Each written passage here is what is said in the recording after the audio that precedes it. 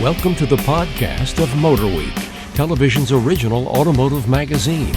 MotorWeek is made possible by TireRack.com and by Die Hard. Here's your MotorWeek podcast host, John Davis. Hello, everyone, and welcome to MotorWeek podcast number 104. I am John Davis, and joining me today around our odd-shaped table here in Studio C at MotorWeek Central is assistant producer Greg Carlos. All right. Our writer Patrick Lucas. I'm here. Over the Edge reporter Zach Mescal. This is a weird table. It is a weird-shaped table. And we have a very special guest today, editor-in-chief from Cars.com, Mr. Patrick Olson. John, thanks for having me. Oh, great to have you here, Patrick. Patrick's here along with a lot of the editorial crew from Cars.com for We're doing a mid-size sedan challenge. So we've got 10 of the most popular. They're all under $27,000. They all get at least 28 miles per gallon combined, and it includes like the brand new Camry. So it'll be very interesting to see who wins. Have you set a release date for it to go up on Cars.com yet? Sometime in the middle of November, probably around November 10th. And we'll have the results also on MotorWeek at about that time. Okay, we've got our usual lightning round and a viewer question later, but first let's get to the cause. 2015 Dodge Challenger SRT 392, and also we got to talk about the Hellcat. You can't talk about the Challenger without that. Everyone, what do you think? We had the 392 here. Greg, you've driven the Hellcat. You have too, Patrick. Chime in. Is this another chapter in the pony car wars, or are they just trying to stay a little relevance in the face of the new Mustang? I'll give the courtesy here to Patrick since this is his first podcast with us, and then. Well, I drove the Hellcat. I was impressed by how much of a daily driver it is, but I didn't feel that sense of giddiness. Like if I get into an F-Type or a 911 and I know it's going to have explosive horsepower, I'm kind of revved up for it. And the Hellcat, it was good, but it wasn't phenomenal. Well, what was missing was the fact that it's only up there at the absolute peak. Well, I think that's exactly it, John. It didn't have as much low-end torque as you thought it might have. Totally. I mean, I was in stop-and-go traffic. I was a little nervous about it, to be honest, that I was going to be running up on people, and I never did. And so I never got that sense of I'm going to unleash this thing and it's going to go. There were times when getting on a freeway ramp or some other open areas where I was able to take off, and when you get there, it's pretty impressive, but in the start off, it was pretty tame. Greg? Yeah, I can agree with him on that one. But still, you can't underscore how much power this thing has. It really does have a lot of power, and it's. I think it's also a lot of the ambiance too, when you hear the supercharger whine and everything else. I mean, there is a lot to it that makes it the Hellcat, and I can agree that it was not quite the 707 horsepower that I expected, but it was still plenty. That SRT 392 we had here was a real nice car. And when you're talking about that much additional horsepower, the bragging rights are going to be amazing. And I imagine the Hellcat, will become a collector's item. Yeah, absolutely. I mean, they just sold the one in, what was it, at auction, the first one off the line for like $1.8 million. Yeah. So obviously it's going to be, like you said, a collector's item. But I think the one that we had, the 392, is probably the sweet spot in terms of performance and price. I mean, you're getting a lot of that performance out of the 392, and you're paying, over $10,000 less than what you would pay for the Hellcat. It's like the Boss 302 Mustang versus a Shelby. Zach, what did you think of the Challenger that we had in? Like you said, with the battle of the red, white, and blue pony cars, there was the Ford GT500, then Chevy with the ZL1, and then it was the GT500 again, and now it's a 700 horsepower Hellcat. There's only a handful of other cars that are faster than this, but if you want to break down horsepower for money, I mean, this thing is an incredible deal. As Greg and I were talking about when we first got in here, the tires on the back of the Hellcat are 275 40s. Maybe they could be a little bit bigger to get more power down to the ground. I don't know exactly what needs to change. Overall, very well done, but still some room for improvement. Patrick? I haven't driven the Hellcat, but 392, I tooled around that in downtown Baltimore. So was it docile enough to handle the city I thought streets? It was awesome. I thought it was a ton of fun, a good amount of power. It was hard to imagine what the Hellcat would be like after driving the 392, because I thought, this is plenty of power. This is more than enough. I'm squealing tires at every traffic light, stuff like that. And I'll tell you, I don't know why. I drove the Bentley, whatever Bentley we had a couple months ago. I drove that downtown. GTV8. I got more looks in the Challenger downtown. People are like, "Oh, that car's sweet." no, Like, That's baller. people doing double takes. Like, It seems like that's like got the hearts of the just the average American. Yeah. When they see a Challenger, it doesn't even need to be a Hellcat. I went sounds to awesome. You look at it and you're like, that's I was in American a- muscle. That's American. I was in a convenience store, and when you walk by people, you hear them just whispering Yeah. about the car, like, "Oh, that's the new Hellcat," and I want to correct them, Right, But but it's not the don't. Hellcat. But yeah, Let it's just them like- dream. Let them dream. Yeah, let them dream. I had But, a Challenger, what do you call it, Scat Pack in Chicago, and drove into a McDonald's drive-thru, and the woman at the window said, "That is one sexy car." yeah. Oh yeah, I mean that's Didn't about have the it. heart to tell her it wasn't mine. yeah, I mean it definitely wins the beauty contest. I think for most people, it's always you have your Mustang people, Yeah. you have your Camaro people, but there are so many Challenger people just from the way it looks, and I think it's also back to the ride of the car. It's very big inside, which Yep. is nice, It's nice, roomy plush, car. Yep. very smooth cruiser. So yeah, I mean it really can fight the Mustang and Camaro depending on what you're looking for. And for parents, we discovered you can fit 3 child seats across that back seat.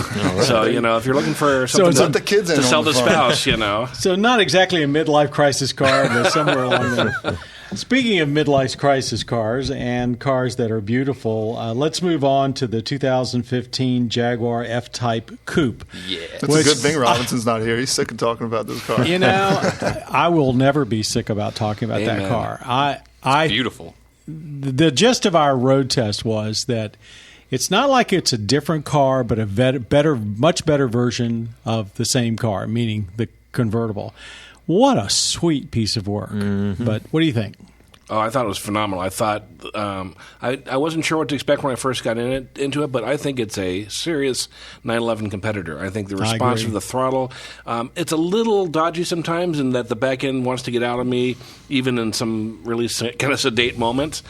But the level of giddiness I get from driving that car is phenomenal. And all the way around, the way it looks, the way it drives, just the comfort. I'm a big guy, and usually cars like that I come to hate because they're really uncomfortable. Not in the F-Type. Guys?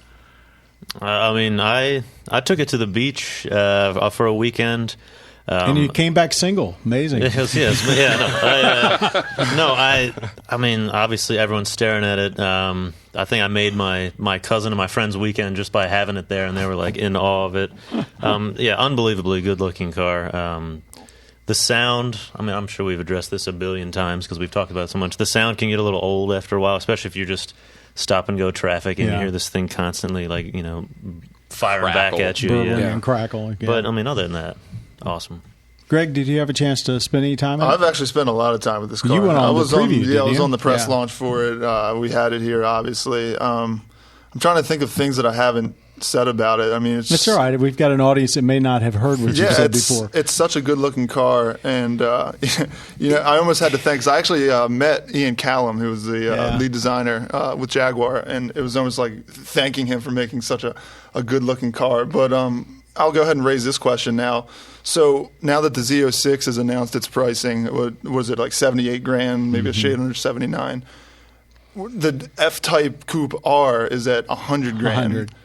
I got to say, I mean, as much as I love the F-Type, it seems like the better bang for the buck here is the Z06. I think it's a different market. Yeah, I agree. Yeah, I think the buyer that's going to buy that Z06 would probably not look twice at a Jaguar anything, And vice versa. vice versa. Yeah. Yep. And $100,000 these days, is not that much money anymore. I mean, when the average car is rolling out of a dealership between 32 and 36, and you can buy something like the i8 for $140.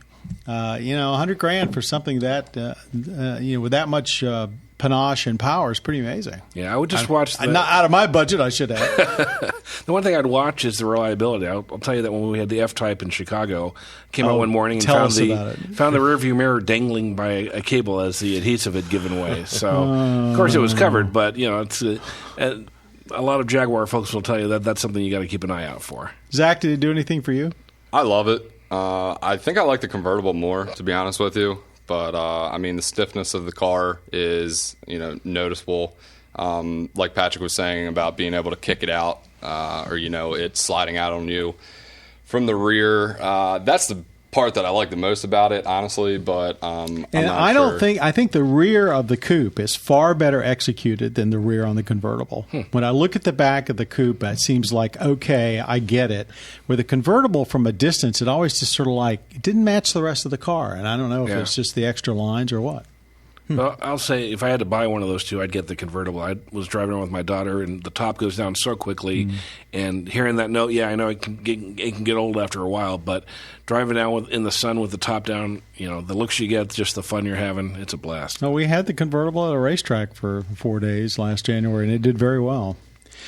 All right, I'm going to move along to where Greg's literally just gotten off the plane coming back from the 2014 Paris Motor Show. Greg, what were the highlights? And I guess a lot of it has to do with Jaguar, there were several. Jaguar XE, which will be the 3 Series fighter. And it's all aluminum. All aluminum, which is, all the rage these days. But, Jaguar's kind of taking the next step there and really going all in on it. A lot of people are going to question, about the old X-Type and is there going to be, similarities to that one. And people are concerned about it. And it's, it's a valid question. But I think Jaguar's really changed since the X-Type, and obviously I didn't get to drive it, and I think European market gets it before we do.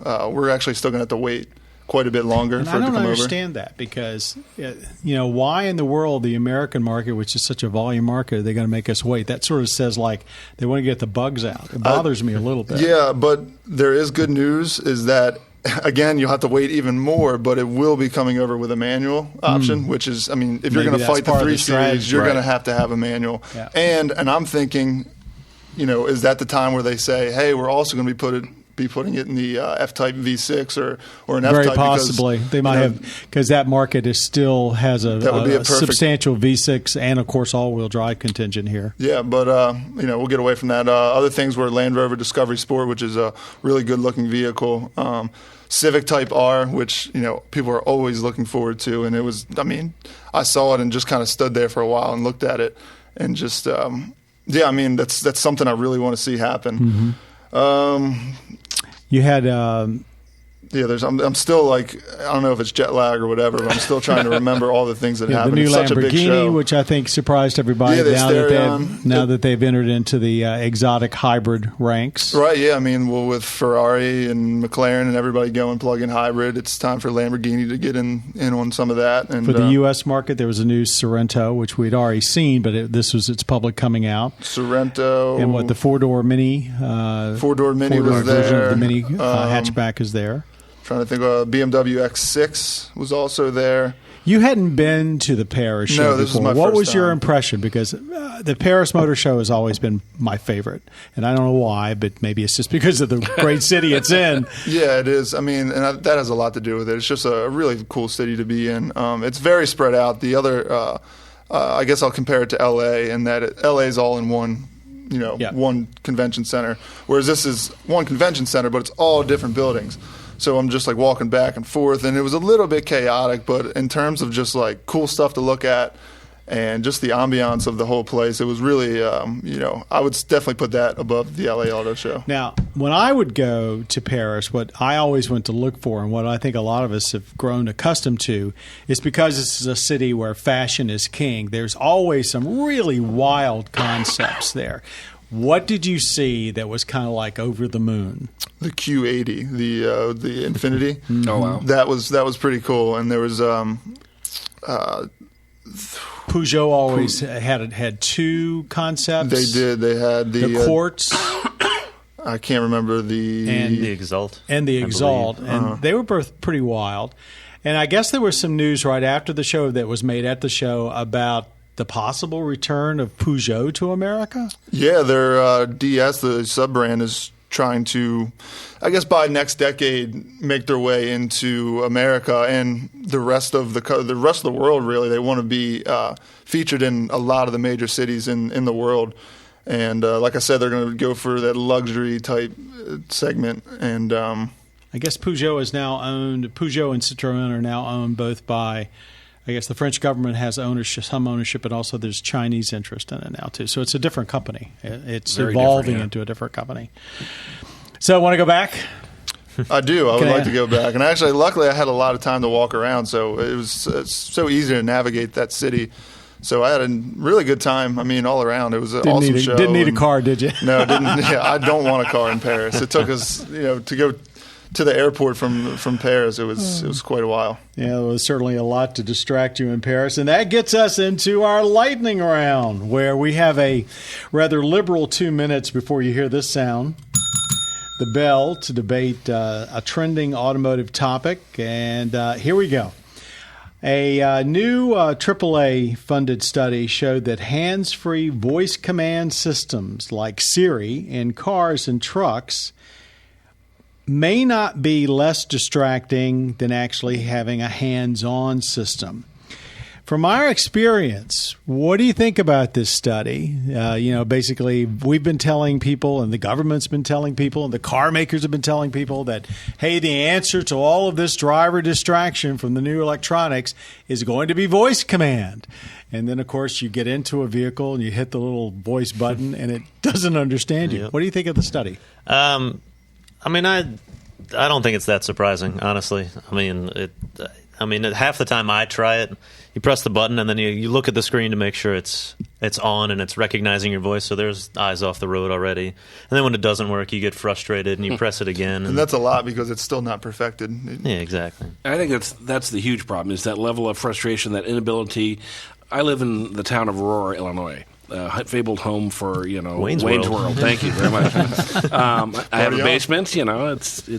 But the Chevy Impala that Cars.com bought as a tester, I was trying to voice recognition to get to my address, and it could not understand the word Aurora. It just was beyond its capability. It came up with 30 different alternate words, but never the right one. And I think until they can solve that, being 75% of the way there is the same as being 0% of the way there. Yeah. Zach, your experience with voice command? Dislike highly, and I'm just happy that I'm not in charge of figuring out a way to combat distracted driving.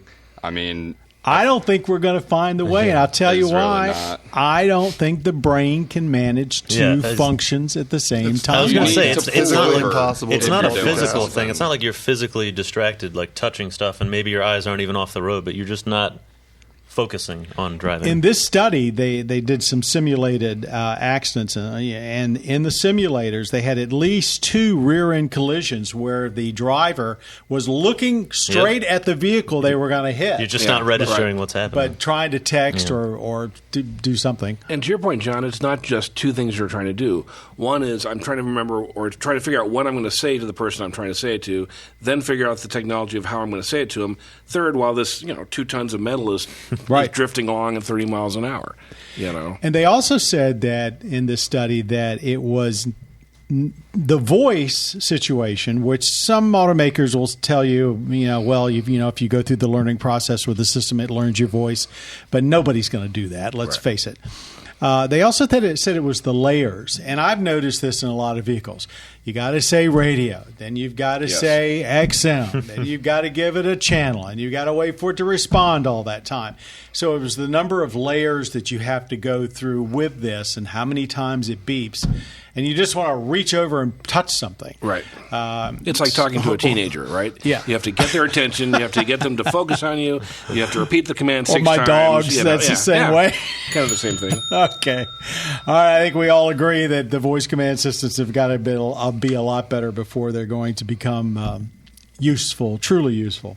Okay. It's time now to move on to our MotorWeek mailbag.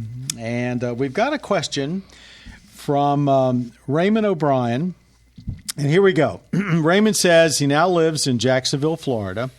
And when he was visiting down there, he rented a Dodge Avenger. Okay. He said that everybody drives pretty fast down there, and the 4-cylinder Avenger wouldn't change lanes and let him keep up with traffic. He was pretty frustrated. He is now looking for a 4-door sedan that is big enough to carry a wheelchair, and he wants to spend around $20,000. Do we have any suggestions for him? What comes to your mind? Well, first thing, I'll start this off.